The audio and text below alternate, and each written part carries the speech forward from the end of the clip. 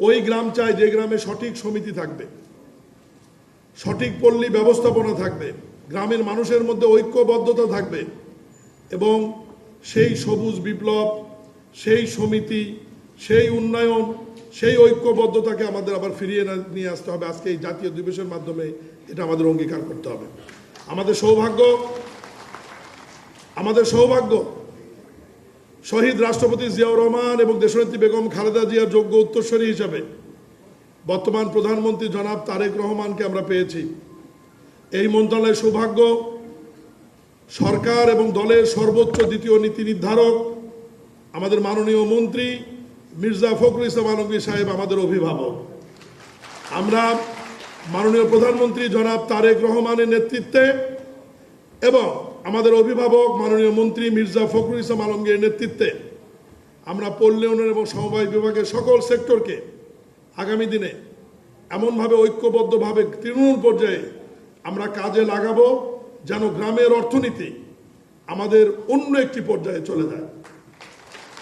আমি আপনাদেরকে শুধু একটি অনুরোধ করব, আপনাদের কাজ কিন্তু মাননীয় প্রধানমন্ত্রী জনাব তারেক রহমান এবং মাননীয় মন্ত্রী মির্জা ফখরুল ইসলামের নেতৃত্বে সরকার আমরা কিন্তু অনেক সহজ করে দিয়েছি। এই অর্থ বছরে আপনাদের টার্গেটিং গ্রুপ হবে কারা? এই অর্থ বছরে 41 লক্ষ পরিবার, ফ্যামিলি যারা নারী প্রধান এবং গৃহকর্ত্রী, তাদের হাতে যে আমরা ফ্যামিলি কার্ডটি তুলে দেব, এদেরকে আপনাদের সদস্যর মধ্যে অন্তর্ভুক্ত করতে হবে।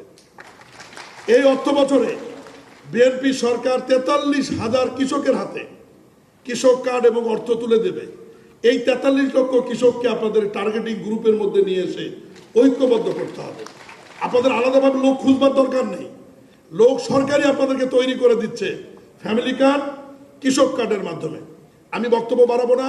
বর্তমান সরকারের এর বাইরে যে কর্মসূচি রয়েছে, স্বাস্থ্য, শিক্ষা, কর্মসংস্থান, খেলাধুলা, 25 কোটি বৃক্ষরোপণ, 20,000 কিলোমিটার নদী খাল পুনঃখনন, ইমাম মসজিদদের বেতন ভাতা সহ, এই যে সুদ সহ ঋণ মৌকুফ, স্কুলের বাচ্চাদের ড্রেস প্রদান সহ গ্রামীণ অর্থনীতিকে চাঙ্গা করবার যে কর্মসূচি বর্তমান সরকারের, এই কর্মসূচিগুলোতে আপনাদেরকে আগের মতো আবার ফিরে যেতে হবে এবং সেই সুনাম এবং সেই অর্জন আবার আপনাদেরকে ফিরে নিয়ে আসার জন্য আজকে এই জাতীয় দিবসে আপনাদের প্রতি উদাত্ত আহ্বান জানিয়ে আমার বক্তব্য শেষ করছি এবং বিদায় নিচ্ছি।